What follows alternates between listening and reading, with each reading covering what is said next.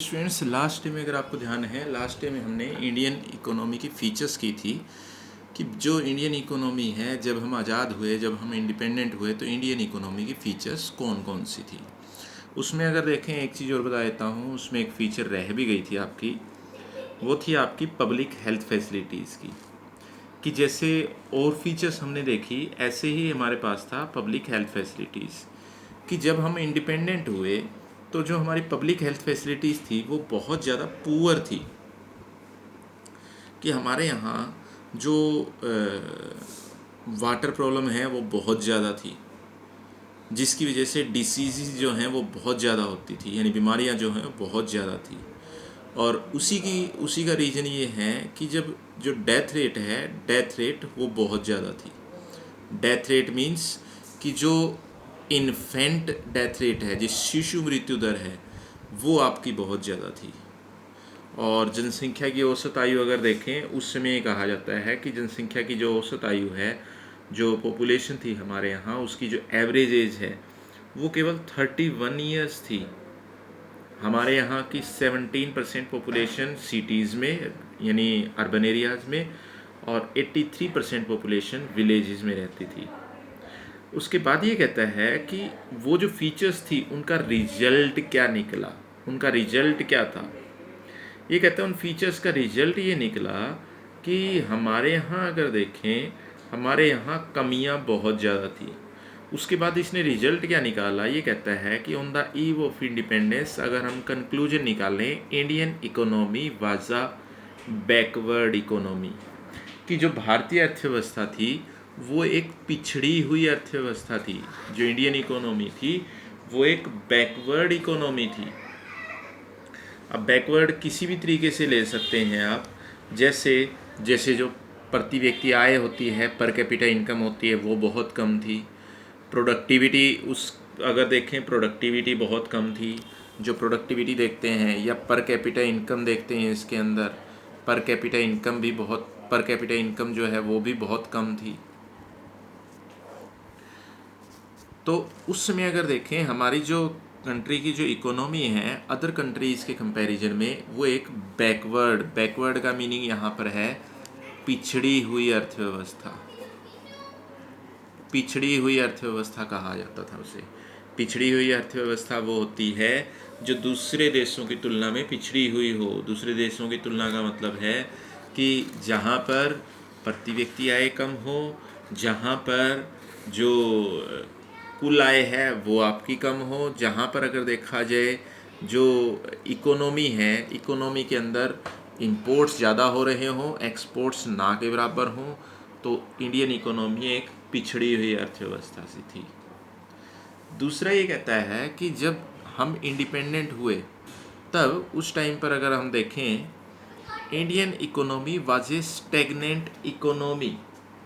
Stagnant economy का meaning है कि उस समय भारतीय अर्थव्यवस्था एक गतिहीन अर्थव्यवस्था थी।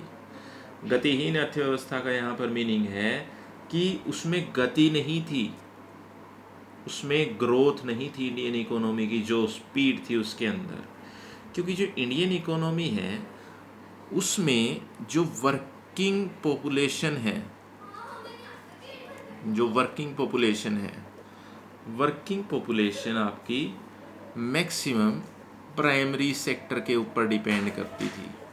प्राइमरी सेक्टर जैसे एग्रीकल्चर है, तो ऐसे धंधों के ऊपर आपकी निर्भर थी, प्राइमरी सेक्टर के ऊपर वो डिपेंड करती थी आपकी।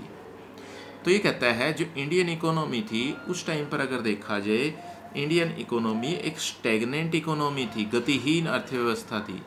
क्योंकि जो मैक्सिमम वर्किंग पॉपुलेशन है वो सारी की सारी प्राइमरी सेक्टर के ऊपर डिपेंड करती थी। प्राइमरी सेक्टर का मीनिंग है यहाँ पर, जैसे हमने लास्ट टाइम में किया भी था, प्राइमरी सेक्टर का मीनिंग है आपका जैसे एग्रीकल्चर है, जैसे आपका एग्रीकल्चर के साथ साथ अगर देखें, जैसे आपके पास फिशरीज है, जैसे आपके पास माइनिंग है, तो मैक्सिमम प्राइमरी सेक्टर के ऊपर डिपेंड करती थी। और प्राइमरी सेक्टर के ऊपर डिपेंड करने की वजह से जो इंडियन इकोनॉमी है वो एक स्टेगनेंट इकोनॉमी बन गई थी। जो इंडस्ट्रीज़ हैं ना के बराबर रन कर रही थी, अगर थी तो उनकी ग्रोथ बहुत कम थी। दूसरा अगर देखें जो टर्सरी सेक्टर है, जैसे फीचर्स में भी हमने बताया टर्सरी सेक्टर की ग्रोथ ना के बराबर थी। जैसे हमने एक छोटा सा उसमें एग्जांपल लिया था कि जो बैंक की टोटल कंट्री के अंदर जो बैंक ब्रांचेस थी अप्रोक्सीमेटली 4500 ही थी जब हम आज़ाद हुए। तो टर्सरी सेक्टर की ग्रोथ वो भी बहुत कम थी। तो maximum working population primary sector में ही इन्वॉल्व थी। तो ये कहता है कि जब हम इंडिपेंडेंट हुए तो जो इंडियन इकोनॉमी है वो एक स्टैग्नेंट इकोनॉमी थी।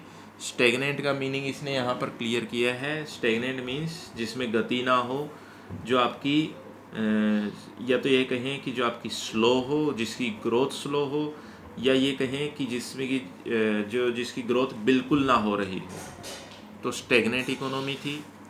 एक ये कहता है कि इंडियन इकोनॉमी जो है, जब हम इंडिपेंडेंट हुए तो इंडियन इकोनॉमी वो आपकी एग्रीकल्चरल इकोनॉमी थी। एग्रीकल्चर मीन्स कृषि अर्थव्यवस्था थी, क्योंकि इंडियन इकोनॉमी की जो टोटल इनकम होती है या नेशनल इनकम होती है, जो पूरी इकोनॉमी की एक नेशनल इनकम मानी जाती है, तो कंट्री की नेशनल इनकम में एग्रीकल्चर का पार्ट बहुत ज़्यादा था। रीजन आप देख ही चुके हैं कि एग्रीकल्चर का पार्ट ज़्यादा क्यों था, क्योंकि जो मैक्सिमम पॉपुलेशन है, मैक्सिमम वर्किंग पॉपुलेशन है, वो प्राइमरी सेक्टर में इन्वॉल्व थी। अब प्राइमरी सेक्टर में मेन आपका यही आता है, कौन सा? एग्रीकल्चर। तो ये कहता है कि एग्रीकल्चर के अंदर बहुत ज़्यादा जो हमारी वर्किंग पॉपुलेशन है वो एग्रीकल्चर के अंदर बहुत ज़्यादा इन्वॉल्व थी। उसके बाद ये कहता है कि जब इंडिपेंडेंट हुए थे तो उन फीचर्स का और इफेक्ट क्या हुआ, किसके ऊपर? और इफेक्ट क्या हुआ आपका, किसके ऊपर? वो हुआ आपका इंडियन इकोनॉमी के ऊपर। एक इफेक्ट था आपका स्ट्रक्चरल चेंजेस। कि स्ट्रक्चरल चेंजेस कितने थे, यानी कंट्री के अंदर चेंजेस कितने हुए थे? तो ये कहता है चेंजेस ना के बराबर थे। जो स्ट्रक्चरल चेंजेस थे, जो ढांचात्मक परिवर्तन थे, संरचनात्मक, वो ना के बराबर थे।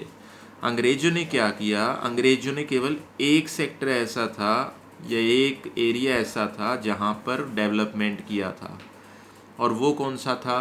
वो था आपका just and just railway. Railway मात्र एक अपवाद है जिसका अंग्रेजों ने विकास किया था। लेकिन ये भी अगर देखें, रेलवे का विकास क्यों किया था? रेलवे का विकास ऐसा नहीं था कि इंडियन इकोनॉमी को एक गिफ्ट मिला हो अंग्रेज़ों की तरफ से कि जब हम इंडिपेंडेंट हुए तो रेलवे का बहुत ज़्यादा डेवलपमेंट हो चुका था। अंग्रेज़ों ने जो रेलवेज़ है, रेलवेज़ की ग्रोथ बहुत ज़्यादा की, ऐसा नहीं है। अगर रेलवेज़ का डेवलपमेंट हुआ भी तो जो ब्रिटिश गवर्नमेंट है या जो अंग्रेज़ हैं, अंग्रेज़ों ने किस लिए किया? वो किया रॉ मटेरियल यहाँ से, इंडिया से और इंग्लैंड ले जाने के लिए। और जो मैन्युफैक्चर्ड गुड्स हैं, मैन्युफैक्चरिंग आइटम्स हैं,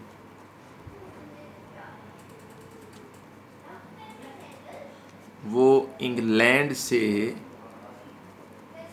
इंडिया में लाने के लिए।